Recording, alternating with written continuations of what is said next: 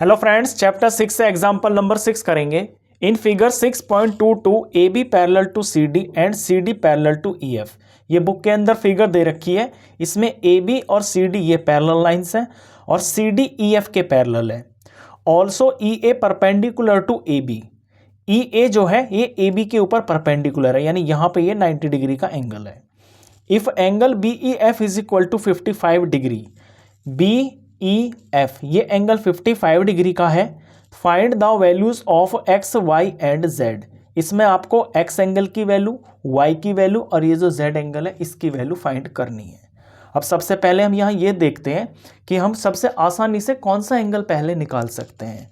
यहाँ पे मैं देख रहा हूँ कि सी डी और ई एफ के बीच में यहाँ ये ट्रांसवर्सल जा रही है डी ई, और यहाँ 55 का एंगल बना हुआ है और यहाँ ये y है। तो इस y को मैं सबसे पहले आसानी से निकाल सकता हूँ क्योंकि सी डी ई एफ के पैरेलल है और ये 55 और y ये दोनों के दोनों interior angles on the same side of transversal है। इनका सम होगा 180 डिग्री।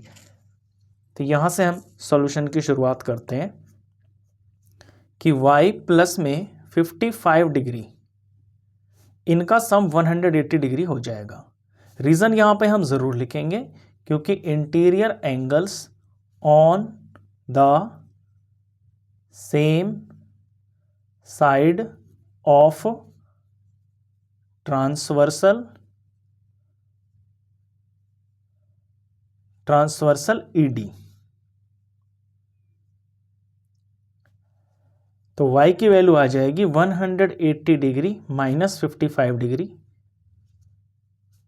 सब्ट्रैक्ट करके ये आ गया 125 डिग्री। तो y निकल गया। अब y से मैं निकाल सकता हूं x एंगल को, क्योंकि यहां पे AB और CD ये दोनों पैरेलल गिवन है और जब ये BE ऐसे ट्रांसवर्सल जाएगी तो y एंगल और x एंगल ये कॉरेस्पॉन्डिंग एंगल्स हो जाते हैं इन दोनों लाइनों के ऊपर। यहां से हम x निकाल सकते हैं। तो जो x है ये बराबर y के होगा। रीज़न हम ज़रूर लिखेंगे क्योंकि यहाँ AB जो है वो CD के पैरेलल है और ये कॉरेस्पॉन्डिंग एंगल्स हैं। कॉरेस्पॉन्डिंग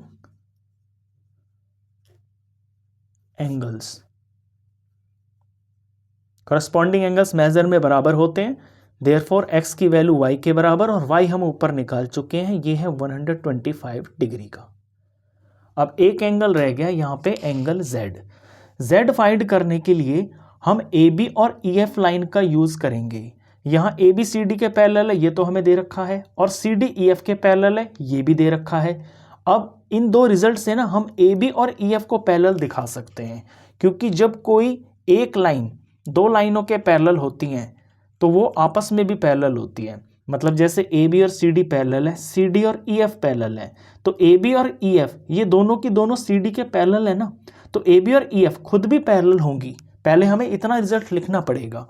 नाउ क्योंकि AB पैरेलल है CD के एंड CD पैरेलल है EF के, तो देयरफॉर जो AB है ये पैरेलल होगी EF के। अब इन दो लाइन पे आपको फोकस रखना है, AB पे और EF पे। AB और EF को ट्रांसवर्सल BE काट रही है, BE ट्रांसवर्सल काट रही है। हालांकि यहाँ पे हम इसका यूज़ नहीं करेंगे, हम यहाँ हम AE ट्रांसवर्सल का यूज़ करेंगे। क्यों? क्योंकि ये एंगल 90 डिग्री का हमको गिवन है। अगर AB EF लाइन को मैं देखता हूँ और AE ट्रांसवर्सल को देखता हूँ तो अंदर की तरफ ट्रांसवर्सल के एक ही तरफ एक एंगल तो ये 90 का बन रहा है और एक एंगल यहाँ से यहाँ तक, जितने पे मैं ये रेड मार्क कर रहा हूँ, यहाँ से और यहाँ तक, यानी कि Z प्लस 55, ये दोनों angles interior angles on the same side of transversal बन रहे हैं। इनका सम 180 डिग्री हो जाएगा। इस रिजल्ट को हम यहाँ पे लिख लेते हैं। सो एंगल EAB को देखना फिगर के अंदर, EAB ये वाला प्लस में एंगल AEF ये वाला, AEF इनका सम 180 डिग्री हो जाएगा। रीज़न यहाँ पे ज़रूर लिखेंगे, interior angles on the same side of transversal, transversal यहाँ पे AE है, AE। अब इनकी वैल्यू हम भर लेते हैं। EAB ये 90 हमको गिवन है क्वेश्चन के अंदर ही, ये 90 डिग्री हो गया, प्लस में AEF, AEF यहाँ दो पार्ट में डिवाइड है, एक Z है एक 55 है, तो यहाँ Z प्लस में हम 55 डिग्री लिखेंगे और ये बराबर हो गया है 180 डिग्री के। अब इस इक्वेशन में से हम Z की वैल्यू फाइंड कर लेंगे।